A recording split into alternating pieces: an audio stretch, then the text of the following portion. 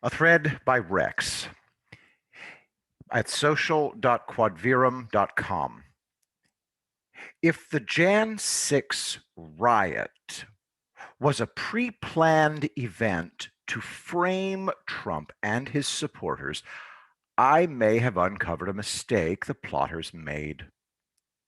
Today, Catherine Herridge reported that the first pipe bombs were physically located at 12:45 p.m. and 1:15 p.m.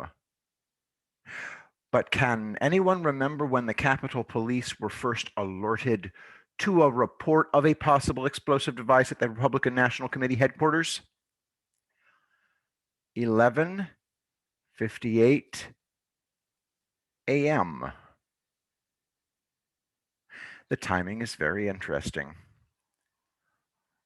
Lobsters in Maine asks, is that when Trump's speech started? Rex responds, correct. Exactly 1 hour late.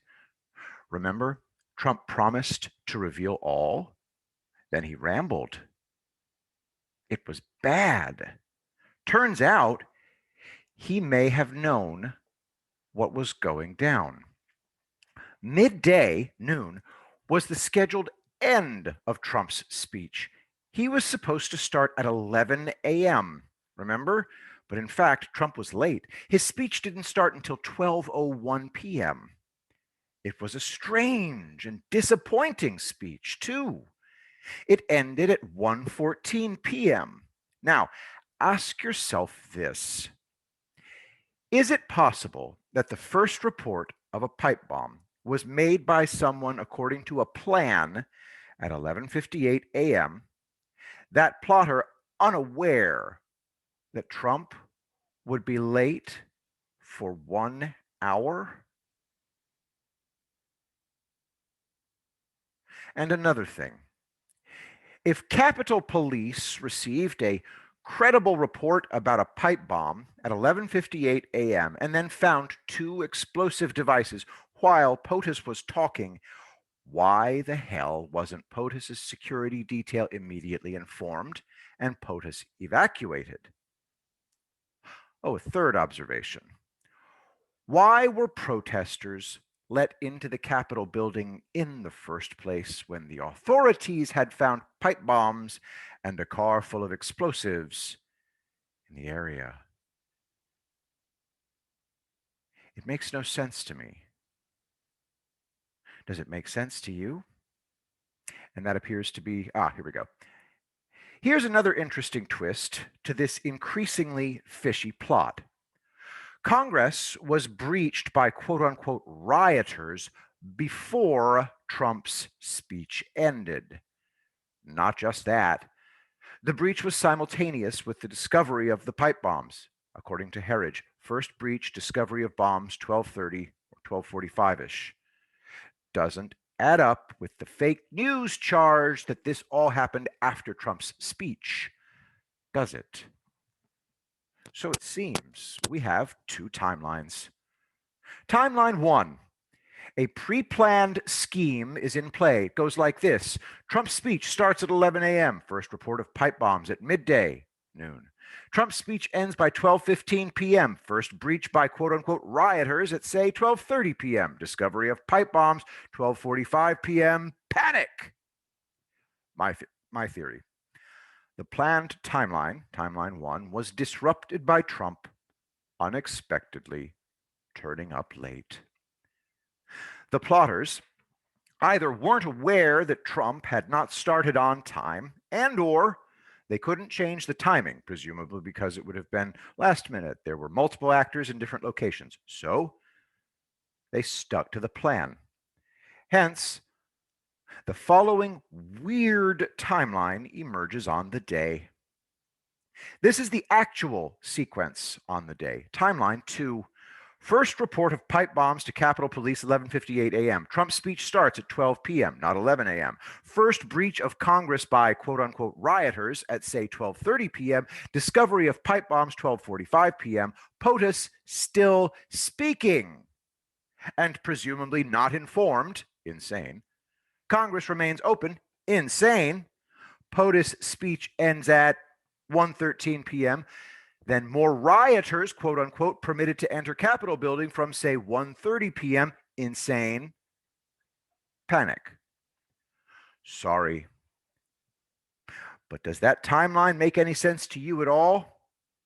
No, me neither. All my times are correct, by the way, and something isn't adding up at all. What happened, timeline 2, raises serious questions, some of which I have included in this thread. No doubt you will raise more. A final word. If there was a pre-planned plot to engineer a riot at Congress with pipe bombs that just happened to coincide with Trump's speech and a storming of Congress, I don't know who was behind it. Could have been pro-Trump nutcases or anti-Trump loons. They were both around that day. Who knows? Sure sounds like domestic terrorists. Either way, one thing I do know, however. Ever since, President Trump has been targeted as responsible and painted in the worst possible light by the usual suspects. In particular, China Joe and Crazy Nancy have been alleging that Trump fomented a storming of Congress and have smeared Trump supporters as you guessed it, domestic terrorists. Must be a coincidence, I guess. Oh, and the plan to have a public hearing in Congress on January 6th about election fraud, well, that just went away. And I forgot. On the very same day, Mr. 81 million votes, the most amazing and popular POTUS candidate in U.S. history, was certified as POTUS by the Uniparty. Well, how about that? Gotta hand it to Joe Biden. From just fifth in the Dem primary in New Hampshire in February 2020 to winning the candidacy with 51% of the vote, 19 million, by June 2020 to a landslide victory as the most popular presidential candidate in U.S. history by November 2020. 81 million votes, apparently. Quite the year Joe had, wasn't it? Never been done before. Just unprecedented. What a story. Indeed, quite the tall tale. And on January 6th, 2021, it seems that Joe's amazing run continued. By some miracle, Congress averted an insurrection by domestic terrorists allied to the Drumpf, aimed at preventing Joe's certification as POTUS 46. The timeline lays it all out, except if you look at the timeline, when you dig deeper, none of it makes any sense at all. Let's see what happens. Thank God President Trump survived. And God save America. MAGA. I'll be doing an 8 p.m. stream tonight. The topic will be who can we trust and who is a fake Trump supporter. It'll be real interesting. We've got good evidence to cover on it. To support this channel, links in the description. To support Quodverum, go to quodverum.com/support us. Thanks for listening. I will be the greatest president that God ever created.